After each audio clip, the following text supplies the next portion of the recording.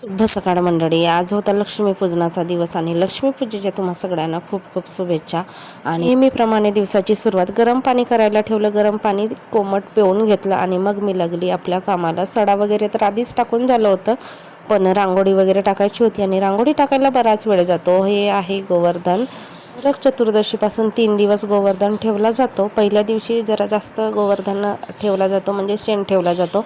परत 2 दिवस थोडं थोडं त्याच्यावरती नवीन शेण लावावं लागतो आणि रांगोळ्यासुद्धा रोज टाकावं लागतं त्या गोवर्धनच्या आजूबाजूला. आणि फुलं लावून गोवर्धनला सजवला जातो. तर ही आहे आजची रांगोळी, टिपक्याची रांगोळी. पूर्वी भरपूर रांगोळ्या येत होत्या, पण जसं जसं आपण मोठे होतो तसं तसं रांगोळ्या विसरतात असं वाटते. आम्ही लहानपणी बऱ्याच अशा मोठ्या मोठ्या रांगोळ्या टाकत होतो आणि आता टिपक्याच्या रांगोळ्या कमी. हे तर छोटीशी रांगोळी टाकली तरी सुद्धा 1-2 चुकली. आणि रुद्रांशी ते बघा आपल्या टिचुकल्या फोडतो, त्याला बंदूक घेऊन दिली. प्रत्येक वर्षी वेगवेगळ्या बंदूक लागतात मुलांना त्यांच्या आवडीचे. आणि सुरणाची भाजी बनवायची होती, सुरण उकडायला ठेवला होता. सुरण उकळल्यानंतर साल काढली आणि जसे पाहिजे तसे पीस करायचे आणि मग तळून घ्यायचे. न तळता सुद्धा केला जातो. सुरणाची भाजी 2 प्रकारे केली जाते. आणि इकडे बघा बंदूक, रुद्रांशी बंदूक आहे रेडी. सुरणाची भाजी सुद्धा रेडी आहे. स्वयंपाक वगैरे झाला, लादी वगैरे पुसून घेतली. मग बाकी इतर कामं करायची होती मला.